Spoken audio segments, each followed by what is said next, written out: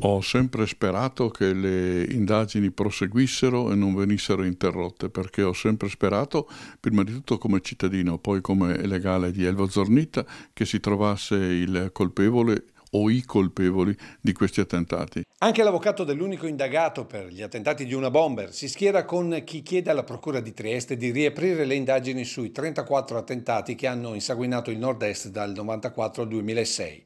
Maurizio Panitz però non è ottimista su possibili nuovi risultati determinati dalle moderne tecnologie investigative. Personalmente penso che sia abbastanza difficile però a distanza di così tanto tempo riuscire a trovare degli elementi che integrino il quadro istruttorio che era stato raccolto a suo tempo con l'impegno di molte procure e di molti inquirenti. Perché va ricordato che le indagini sugli attentati hanno coinvolto 4 procure, Treviso, Venezia, Pordenone e Trieste, e lo studio della mole di dati che ha permesso di individuare alcuni aspetti poco approfonditi è stato possibile grazie all'autorizzazione del procuratore triestino Antonio De Nicolo. L'attenzione si è concentrata su un cappello ritrovato in un uovo inesploso tra quelli sequestrati nel supermercato di Portogruaro il 3 novembre del 2000.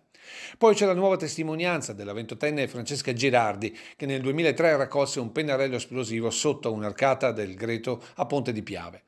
Un uomo brizzolato con una camicia havaiana la stava osservando mentre raccoglieva quell'oggetto che le ha portato via un occhio e 3 dita della mano. Mi fa molto piacere se qualcuno può fornire qualche elemento in più, ma ripeto, sia come cittadino che come difensore di Elvo Zornita, ho sempre avuto il desiderio di sapere chi era stato, perché questo avrebbe consentito di eliminare qualsiasi sospetto e di punire chi si è reso responsabile di fatti così gravi. Per l'avvocato Panitz però molto potrebbe arrivare oggi proprio dalle nuove analisi sul cappello ritrovato.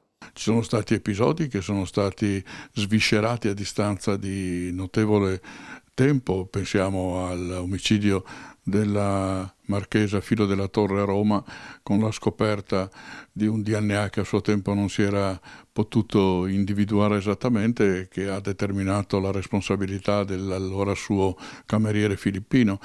Sono tanti fatti di cronaca che evidenziano come i progressi della scienza possono diventare estremamente utili.